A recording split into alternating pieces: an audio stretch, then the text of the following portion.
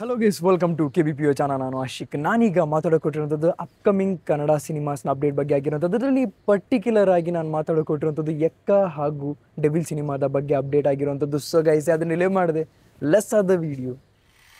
Okay, ಈಗ ಮೊದಲನೇದಾಗಿ ಎಕ್ಕ cinema ಬಗ್ಗೆನೇ ಮಾತಾಡ್ಕೊಬಿಡೋಣ. ನಿಮಗೆಲ್ಲರಿಗೂ ಗೊತ್ತಿರೋ ಹಾಗೇನೆ ಈಗ ಟ್ರೆಂಡಿಂಗಲ್ಲಿರುವಂಥ ಸಾಂಗ್ ಆಗಿರುವಂಥದ್ದು ಬ್ಯಾಂಗಲ್ ಬಂಗಾರಿ ಬ್ಯಾಂಗಲ್ ಬಂಗಾರಿ.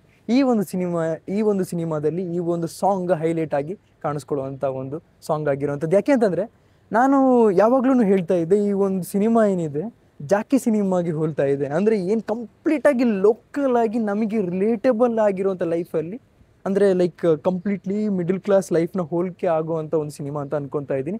ಆಮೇಲೆ ಸ್ಟೋರಿ ಬೇಸ್ಡ್ ಜಾಕಿ ರೀತಿ ಇದ್ದರೆ ನಾವು ಜಾಸ್ತಿನೇ ಎಕ್ಸ್ಪೆಕ್ಟೇಷನ್ ಇಟ್ಕೊಂಡಿದ್ದೀವಿ ಅಂತಲೇ ಹೇಳ್ಬೋದು. ಅಫ್ಕೋರ್ಸ್ ಇದೊಂದು ಮೇಯ್ನ್ಲಿ ಯಾವುದೇ ಕಾರಣಕ್ಕೂ ಇವರ ಒಂದು ಕಮರ್ಷಿಯಲ್ ಸಿನಿಮಾ ರೀತಿಯಲ್ಲ, ಸ್ಟೋರಿ ಬೇಸ್ಡ್ ಸಿನಿಮಾ ಆಗಿರೋದ್ರಿಂದ ಜಾಸ್ತಿನೇ ಎಕ್ಸ್ಪೆಕ್ಟೇಷನ್ ಜಾಸ್ತಿನೇ ಇದೆ ಅಂತಲೇ ಹೇಳ್ಬೋದು. ನಿಮಗೆ ಅನಿಸುತ್ತೆ ದಯವಿಟ್ಟು ಕಮೆಂಟ್ ಸೆಕ್ಷನ್ ತಿಳಿಸಿ ಅಂತ ಹೇಳ್ತಾ, ಹಾಗೆಯೇ ನನಗಂತೂ ಸಾಂಗ್ ತುಂಬ ನೀಡ್ಸಿದೆ.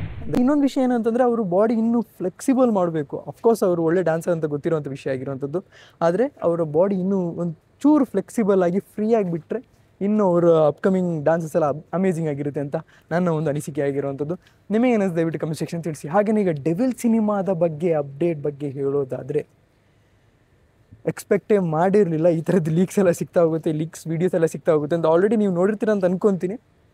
ಧನುಷ್ ರಾಜಶೇಖರ್ ಆಗಿ ಓಟ್ ಕೇಳ್ತಿರೋವಂಥ ಸಮಯ ಅಥವಾ ಪ್ರಚಾರ ಮಾಡ್ತಿರೋವಂಥ ಒಂದು ವಿಡಿಯೋ ಕೂಡ ಇಲ್ಲಿ ನಮಗೆ ಆಚೆ ಬಿದ್ದಿದೆ ಅಂತಲೇ ಹೇಳ್ಬೋದು. ಒಂದು ಓಪನ್ ಜೀಪಲ್ಲಿ ನಿಂತ್ಕೊಂಡು ಈ ಥರ ಶಾಲೆಲ್ಲ ಹಾಕಿದ್ದಾರೆ ಅಂತಂದರೆ, ಆಫ್ಕೋರ್ಸ್ ಅದೊಂದು ರಾಜಕೀಯದ ವಿಷಯನೇ ಆಗಿರುತ್ತೆ. ಒಂದು ಪೊಲಿಟಿಕಲ್ ಗೇಮ್ ಇರ್ಬೋದು ಈ ಸಿನಿಮಾದಲ್ಲಿ ಅಂತ ಅನ್ಕೊತಾ ಇದ್ದೀನಿ. ಗೊತ್ತಿಲ್ಲ ನನಗೆ ಎಕ್ಸಾಕ್ಟಾಗಿ ಏನು ನಡೆಯೋಕೊಟ್ಟಿದೆ ಅಂತ. ಆದರೆ ನಾನು ಹೇಳಿರೋ ಸ್ಟೋರಿ ಪ್ರಕಾರ ಹೇಳೋದಾದರೆ, ಅಲ್ಲಿ ಯಾವುದೇ ಕಾರಣಕ್ಕೂ ಪೊಲಿಟಿಷಿಯನ್ ಬರುವಂಥ ಚಾನ್ಸಸ್ಸೇ ಇಲ್ಲ. ಯಾಕೆ ಇದರೆಲ್ಲ ಬರ್ತಿದೆ ಅಂತಂದಾಗ ನಮಗೆ ಗೊತ್ತಾಗುತ್ತೆ ಇದೊಂದು ಥ್ರಿಲ್ಲರ್ ಸಿನಿಮಾ ಆಗಿರುವಂಥದ್ದು. ಏನೋ ಒಂದು ಮಿಸ್ಟ್ರಿ ಇದೆ ಗುರು, ನಮಗೂ ಅರ್ಥ ಆಗ್ತಾ ಇಲ್ಲ. ಅಫ್ಕೋರ್ಸ್ ಇದೆಲ್ಲ ನಮಗೆ ಸಿನಿಮಾ ನೋಡಿದ ಮೇಲೆ ಗೊತ್ತಾಗುವಂಥದ್ದು. ಇಂಥ ಮಿಸ್ಟ್ರೀಸ್ ಎಲ್ಲ ಬೇಕು, ಎಲ್ಲ ಸ್ಟೋರಿ ರಿವೀಲ್ ಆಗಬೇಕಂತ ಅವಶ್ಯಕತೆ ಇಲ್ಲ. ನಿಮಗೇನಾದ್ರು ದಯವಿಟ್ಟು ಕಮೆಂಟ್ ಸೆಕ್ಷನ್ ತಿಳಿಸಿ. ಈ ಥರ ಒಂದು ಪೊಲಿಟಿಷಿಯನ್ ಆಗಿ ಕಾಣಿಸ್ಕೊಳ್ತಿರೋದು ಹೇಗೆ ಅನ್ನಿಸ್ತಾ ಇದೆ ಅಂತ ದಯವಿಟ್ಟು ಕಮೆಂಟ್ ಸೆಕ್ಷನ್ ತಿಳಿಸಿ. ಆ್ಯಂಡ್ ಆಫ್ಕೋರ್ಸ್ ನಾವು ದರ್ಶನ್ ಅವ್ರನ್ನ ತುಂಬ ಪೊಲೀಸ್ ಪಾತ್ರದಲ್ಲಿ ನೋಡಿದ್ದೀವಿ.